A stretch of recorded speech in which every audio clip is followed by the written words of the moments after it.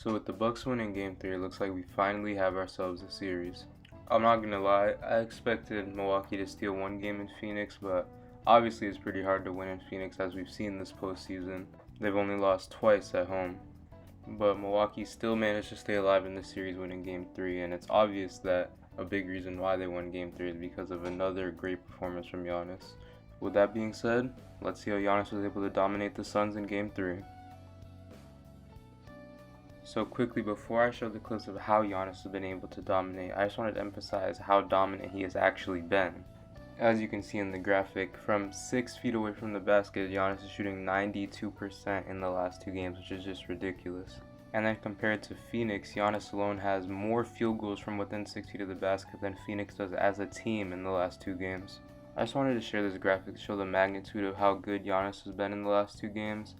And I'll leave the link to the original tweet in the description so you guys can go give credit to the original person that made this graphic. And without further ado, let's get into the film. So on this possession in particular, I don't have much to say about the basket that Giannis actually scores, but more so just about Milwaukee getting into transition and how important it is for them as a team. And yes, I know I probably sound like a broken record because last video was about Milwaukee and how getting into transition helped them in Game 5 against the Hawks. But with Giannis now, you can see getting into transition sometimes creates these cross matches where Devin Booker now picks up Giannis. And even though Jrue Holiday misses this open shot, Giannis is there for an easy offensive rebound in the end one. This play isn't so much about cross matches, but more so just the defense scrambling while trying to get back against the transition offense. The Bucks are able to get 2 players positioned so deeply into the paint thanks to them getting into transition. And then with players scrambling to contest Bobby Portis's shots, Giannis scoops up another offensive rebound and gets another easy basket right at the rim. On this play, we can see the more obvious impacts of getting into transition, and it's the fact that Giannis is essentially unstoppable in the open floor one-on-one. Right here, no one stops him, and he just gets an easy layup right at the basket. This next play in transition doesn't result in a Giannis field goal, but it does pin a foul on DeAndre Ayton, which was a huge key for the Bucks in this game, and it helped them a lot having DeAndre Ayton in foul trouble. And I'll get into that more a little later in the video. The next thing I want to talk about is Giannis being used as the roller in the pick and roll action. I'm pretty sure most basketball fans have been yelling at their TV begging Coach Bud to run more of these actions because they always just result in something good happening. Right here, Jay Crowder stunts at Jrue Holiday to stop the drive as Devin Booker's recovering, but that allows Giannis to just slip behind and get an easy dunk at the basket. Giannis is one of the most dangerous role threats in the NBA, so when the Bucks run these actions, it makes it a lot harder for the defense. This pick and roll possession here has a lot to it. First of all, the Suns blitz Chris Middleton off of the screen. Kaminsky doesn't tag Giannis rolling, so they're forced to tag low with Devin Booker, leaving Jrue Holiday open in the corner. And obviously, Devin Booker and Chris Paul in the paint trying to guard Giannis is not a serviceable matchup, and this is an easy and one for Giannis. Here, Giannis rolling forces Cam Johnson to step up and tag the roll, which opens up this lane for Jrue Holiday on the backdoor cut, which gives him a pretty good look at a layup that he misses, but obviously Giannis rolling is in the paint and is ready for the putback.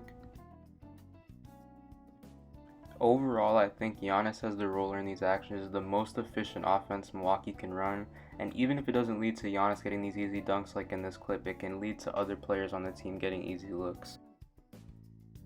In this next play, we see a perfect example of the help that Giannis in the pick and roll action demands. As you can see here, PJ Tucker is standing all by himself in the corner, and that's because of Giannis coming downhill as the roller and also Middleton coming downhill. And this play segues perfectly into my next point about how getting DeAndre Ayton in foul trouble helped the Bucks tremendously in this game. Early on in the game, we saw a lot of these pick and roll actions that the Bucks switched, and it gave DeAndre Ayton mismatches down low. Having Pat Connaughton on DeAndre Ayton down low is not a serviceable matchup for the Bucks, and this is just an easy turnaround post hook for DeAndre Ayton. Now, offensively, the Suns were still able to survive without DeAndre Ayton in the game. Cam Johnson had a big third quarter as the Suns' offense transitioned into a small ball, transition-heavy offense. I think the Suns did a decent job surviving on offense with DeAndre Ayton off the floor, but their biggest problem was without a doubt their defense with him off the floor. With Ayton's size and mobility, he is without a doubt the most equipped to guard Giannis on this Suns team. With Ayton off the floor, we saw a lot of plays exactly like these where Giannis just attacks a smaller defender in an ISO situation. The help comes late, Kaminsky comes over, but it doesn't really do much as he doesn't give full effort, and that's just too easy for Giannis.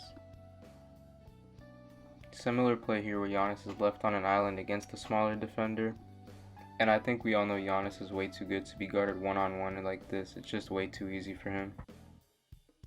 On this play, Giannis has a mismatch, and we see some help come, but it's not full body help, just a reach from Campaign. And even though Giannis misses the first shot, he stays with it, no one boxes him out, and this is just another easy layup for him. I know it probably feels like you guys have heard me say easy layup or easy dunk 8,000 times in this video, but it really seemed like with 8 out of the game, whenever Giannis broke through the first layer of defense, it was just an easy finish for him. I think in Game 4, the Suns will put a lot more emphasis on bringing help to Giannis earlier, as he has scored 40 points in the last 2 games on them. I would expect for Giannis to see a lot more traps in Game 4, just knowing the way that the Suns have adjusted all playoffs long, but I still think Giannis will continue to find success in this series if he attacks mismatches when he gets them, gets into transition, and if he rolls hard in the pick and roll actions. Through the first 3 games of this year's finals, Giannis has been putting up insane numbers, and it's been fun to watch for me, and I hope you guys have had fun watching it too. Even though we've had a non-standard season with a lot of injuries and a lot of setbacks, I'm glad we have a fun final series that we can all enjoy. The NBA season is coming to an end, obviously, with the draft in about 2 weeks, but I am hoping to make another video before the finals is over. If you want to know when that video will be uploaded, be sure to follow me on Twitter. You can also get updates on my 3 a.m. meals that I make. Anyways, I hope you enjoyed the video, and I'll see you guys next time. Peace out.